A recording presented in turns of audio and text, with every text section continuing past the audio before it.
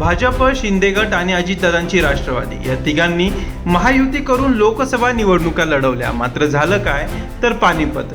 लोकसभेच्या 48 जागांवर महायुतीला जोराचा फटका बसला. भाजपच्या विचारधारेलाच ही युती मान्य नसल्याचं निकालानंतर जाणवलं. त्यानंतर सगळ्याच पक्षांनी विचारमंथन केलं आणि अजितदादांमुळेच महायुतीला फटका बसल्याचा साक्षात्कार अनेकांनी थेट तोंडावर बोलून दाखवला. तेव्हापासून अजितदादा महायुतीत राहतील का हा प्रश्न उपस्थित होतोय. मोहन भागवतांनीही स्वतः भाजपचे कान टोचले होते.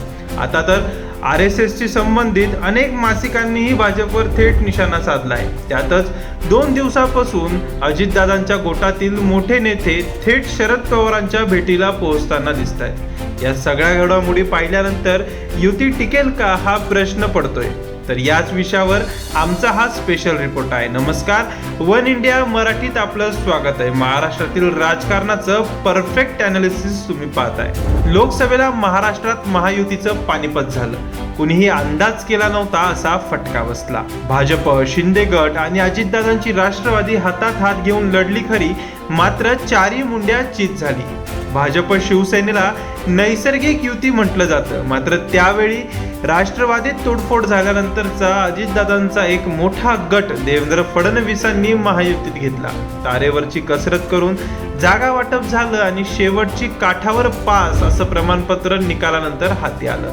ठरल्याप्रमाणे भाजपनं निकालानंतर विचारमंथन केलं. त्यात पुणे जिल्ह्यातील उमेदवारांसह इतर अनेकांनी पराभवाचं खापर अजित पवारांच्या राष्ट्रवादीवर फोडलं. त्यांना बरोबर घेतल्यानंच जनतेनं आपल्याला नाकारल्याचा त्रागा भाजपच्या कार्यकर्त्यांनी नेत्यांसमोर केला. नेत्यांनी त्यावेळी सावरासवर केली, मात्र मनातील खदखद अजूनही वाढतानाच दिसते. स्टेजवर नेते एकत्र आणि कार्यकर्ते आजूबाजूला असं चित्रही आज दिसतंय. एवढंच कशाला, भाजपच्या रिमोटचा सेल समजल्या जाणाऱ्या RSS या संघटनेनेही निकालानंतर भाजपवर निशाणा साधला. स्वतः मोहन भागवतांनी त्यावेळी भाजपचे कान टोचले. संघाशी संबंधित ऑर्गनायझर, विवेक यासारख्या मासिकांनीही भाजपवर बोचरी टीका केली.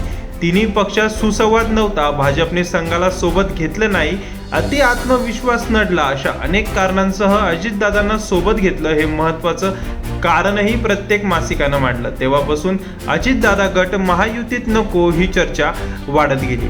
अजित पवारांच्या राष्ट्रवादीने आता सर्व 288 जागांवर सर्वेक्षण केल्याच्या बातम्या काही दिवसांपासून प्रसारमाध्यमातून झळकत आहे. शिवाय प्रदेशाध्यक्ष सुनील तटकरे यांनीही महाराष्ट्रातील सर्वच जागांचा आढावा घेतलाय. जागा वाटपात 19-20 झालं तरीही महायुतीतून बाहेर पडावं लागलं तर अजितदादा गट पूर्वतयारी केल्याचं यातून दिसतंय. लोकसभेच्या जागा वाटपात महायुतीकडून राष्ट्रवादीला फक्त 4 जागा मिळाल्या होत्या. त्यावेळी ही कसर विधानसभेला भरून काढू असा शब्द भाजपनं दिल्याचा बातम्याही प्रसिद्ध झाल्या. मग आता लोकसभेला राष्ट्रवादीला मनासारख्या जागा मिळाल्या नाही तर राष्ट्रवादी महायुतीतून बाहेर पडेल का हा प्रश्न पडतोय. शिवाय विधानसभेला सगळ्यात जास्त जागा लढण्याची तयारी भाजपनं केली. त्यामुळं जागा वाटपातही हा मनमुटाव होण्याची शक्यता आहे. 2 दिवसांपूर्वी अजितदादा गटातील ज्येष्ठ नेते छगन भुजबळ यांनी शरद पवारांची भेट घेतली. ही भेट आरक्षणाच्या प्रश्नावर असल्याचं त्यांनी सांगितलं. मात्र त्यानंतर दुसऱ्याच दिवशी खासदार सुनेत्रा पवारांनीही मोदी बागेत शरद पवारांची भेट घेतली. त्यानंतर दोन्ही राष्ट्रवादी एक होण्याच्या चर्चा वाढल्या. छगन भुजबळांसारखे ज्येष्ठ नेते दोन्ही पवारात समेट घडून आणतील अशाही चर्चा सुरू आहेत. असं झालं तर अजितदादा गट महायुतीतून नक्कीच बाहेर पडेल असं बोललं जातंय. अजितदादा गट महायुतीत राहणार की नाही, तुम्हाला काय वाटतं हे आम्हाला कमेंट करून नक्की कळवा. शिवाय व्हिडिओ आवडला असेल तर चॅनलला सबस्क्राईब करून व्हिडिओला लाईक करायला विसरू नका. पुन्हा भेटू नव्या विषयावर. तोपर्यंत पाहत रहा वन इंडिया मराठी.